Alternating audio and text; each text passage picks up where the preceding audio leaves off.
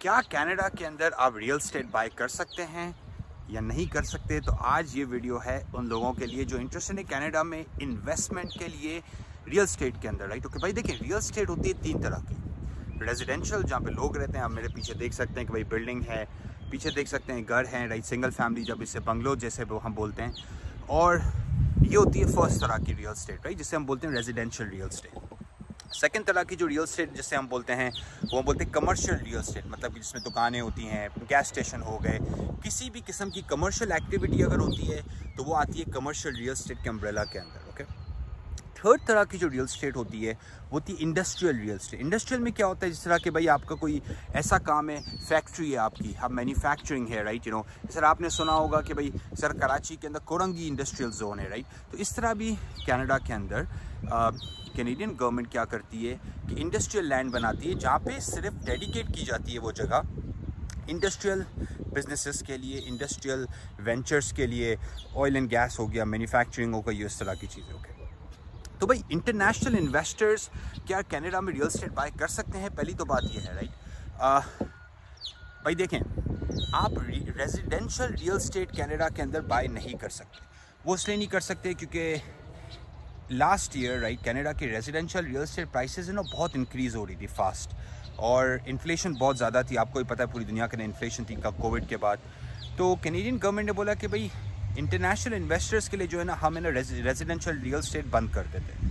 तो आप as an investor आप यहाँ पे आके घर नहीं ले सकते। Again foreigner, right, work permit वाला, PR वाला तो आके ले सकता है, उसका मसला नहीं है। पर एज अ फॉरेनर आप यहाँ पे आके घर बाई नहीं कर सकते age of today, right now 2023 के अंदर।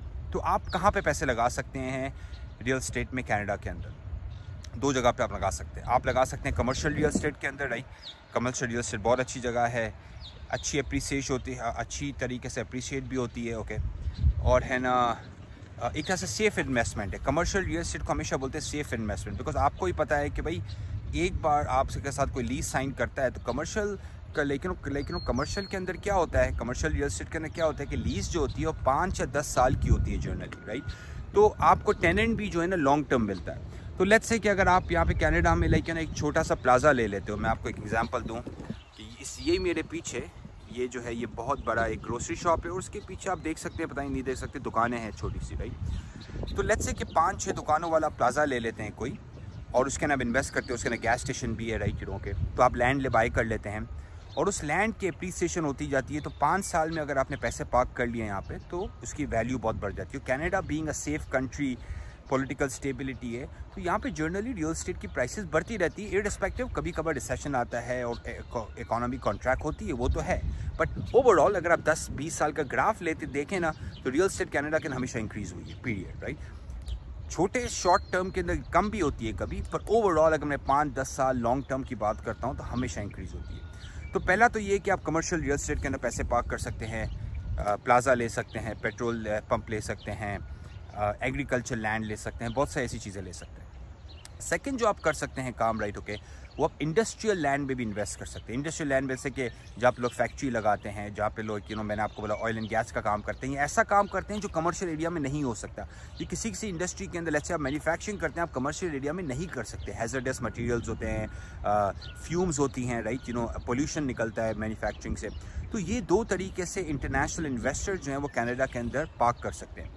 अब हम बात करते हैं कि भाई फ़ायदा क्या है कनाडा का। भाई देखो, कनाडा का फ़ायदा क्या है? एक तो ये कि जब आप रियल एस्टेट के अंदर पार्क करते हैं ना, तब आपको एक तरह से बिज़नेस का लेवरेज मिल जाता है। तो आप यहाँ पे आके विज़िट कर सकते हैं बिज़नेस कैटेगरी के अंदर।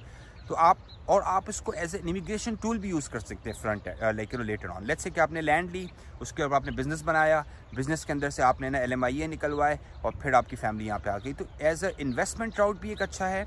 और जिनको नहीं आना कनाडा, जिनको PR नहीं चाहिए, सिटीजनशिप भी नहीं चाहिए, जो प्योरली इन्वेस्टमेंट के तरीके से देख रहे हैं, जिनको मनी पार्क करनी है एक सेफ जगह पे, एक अच्छी जगह पे जहाँ पे पॉलिटिकल स्टेबिलिटी हो, जहाँ पे पैसे की इतनी डिवैल्यूएशन नहीं हो रही हो, right? Okay, in fact Canadian dollar बहुत स्ट्रॉन्ग है, राइट? और US डॉलर के साथ कॉम्पीट करता है। तो हम एक टाइम पे तो हम लोग ऑलमोस्ट US डॉलर के पार आ गए थे, राइट? तो कैनेडियन डॉलर स्ट्रॉन्ग है, यहाँ पे रियल एस्टेट भी मतलब कि स्टेबल बिजनेस है, राइट? तो कमर्शियल एंड इंडस्ट्रियल के अंदर आप पैसे पार्क कर सकते हैं। और दोनों तरीके से एज ए सेट कि अगर आपको लॉन्ग टर्म में कनाडा आना है एज ए इमिग्रेशन व्हीकल्स को यूज़ करना है तो वो भी एक रास्ता निकलता है। और दूसरी जो जगह है मैंने आपको बोला कि वो अगर आप इस तरह सोचते हैं कि नो व्हाट हमें कनाडा नहीं आना लॉन्ग टर्म में, पर हम सिर्फ इन्वेस्टमेंट कर ले ताकि हमारी एक सेफ इन्वेस्टमेंट पार्क हो, तो ये भी एक बहुत अच्छा तरीका है, राइट।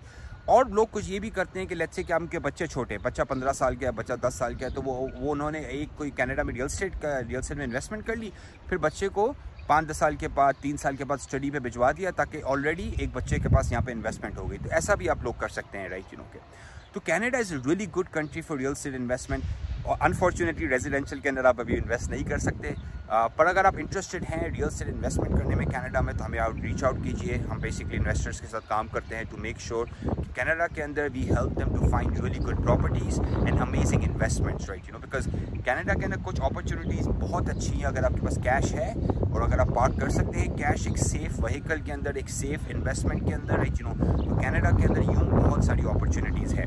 और एक और बात जो मुझे कनाडा की मुझे पर्सनली बहुत अच्छी लगती है वो ये है कि यार देखिए रूल ऑफ लॉ है, राइट। यहाँ पे आपसे कोई पैसे वैसे लेके फ्रॉड करके नहीं भाग सकता क्योंकि रूल ऑफ लॉ है, कोर्ट सिस्टम सॉलिड है, रेगुलेटेड इंडस्ट्रीज़ हैं और हम बेसिकली काम करते हैं प्रॉपर लॉयर्स के साथ, प्रॉपर पक्का काम होता है।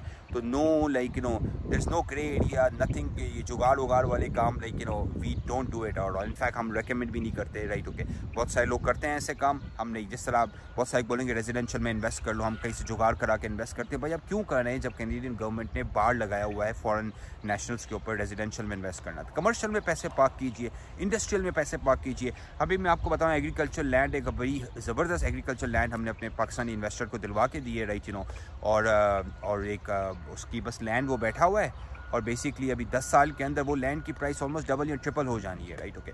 नॉट जस्ट दैट, अगर फ्यूचर में उसको कनाडा आना भी है तो उसके पास एक बहाना भी है, राइट, ओके, कनाडा आने का और अपने बच्चों को भी भिजवा सकता है, राइट। तो अगर आपको हेल्प चाहिए रियल एस्टेट में इन्वेस्ट करने के लिए कनाडा में, किसी भी तरह से इन्वेस्ट करने के लिए कनाडा में, बिजनेस में या रियल एस्टेट के अंदर, आप हमें कांटेक्ट कीजिए, right, and we'll be happy to help you. उनके साथ शेयर कीजिए, लाइक कीजिए और सब्सक्राइब कीजिए, राइट। और अगर आपको कोई क्वेश्चंस है about immigration, about study, about jobs in Canada, about visitor visa to Canada, anything related to coming to Canada and settling down, आप हमें reach out कीजिए and we'll be happy to help you. Take care. Bye bye.